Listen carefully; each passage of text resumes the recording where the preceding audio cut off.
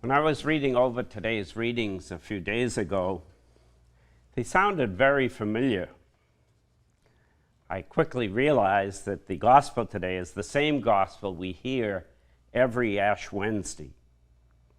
Yet there was something else which came to my mind. So I looked up on my computer, and sure enough, I had this TV Mass last year on the same Wednesday and had the same readings we just heard. I was tempted. After all, it had been a busy day, and why don't I just recycle it? I even brought a copy of that one with me.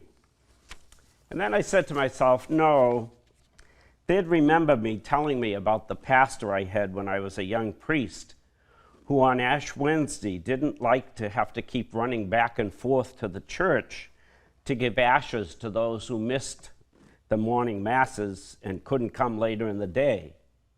So he kept a cereal bowl with ashes in it near the back door, and whoever rang the doorbell, whether it was the mailman or the delivery man or just someone coming to reserve a mass, immediately a hand popped out and they received ashes on their forehead.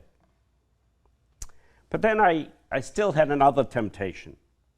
I said, why not print some of my last year's homilies up, sign them, and give them to Father Reed to have them send them out with the monthly TV magazine as a bonus and as an example of a scintillating homily?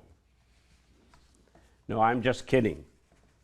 But if I was serious in saying that, I'd be giving you an example of just what Jesus is speaking against in today's excerpt from his Sermon on the Mountain. That is, doing things just to be noticed, or so that others will say, isn't he great, or isn't she great? Jesus speaks today of three practices which should be a regular part of our following him, not just Lenten practices. He calls us to pray regularly, to unite ourselves more closely to him, to listen to his voice, and to seek to do his will.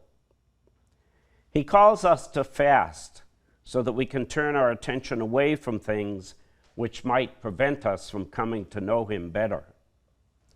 We can fast from unnecessary food and drink, but we might also benefit from fasting from things which distract us and take time away from listening to God's voice. Things such as too much watching of television, the computer, the internet, or other electronic devices.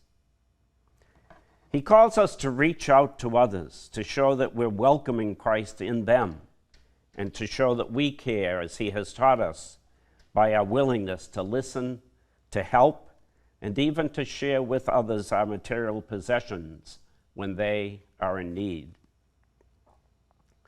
Today's Gospel tells us to pray, to fast, and to give alms, not to show how great we are, but to do all for the greater glory of God, as St. Ignatius of Loyola taught his Jesuit followers to do when he chose that phrase as a motto for the order. May this prayer of the Mass and all that we do and say this day and each day give glory and honor to God, Father, Son, and Holy Spirit.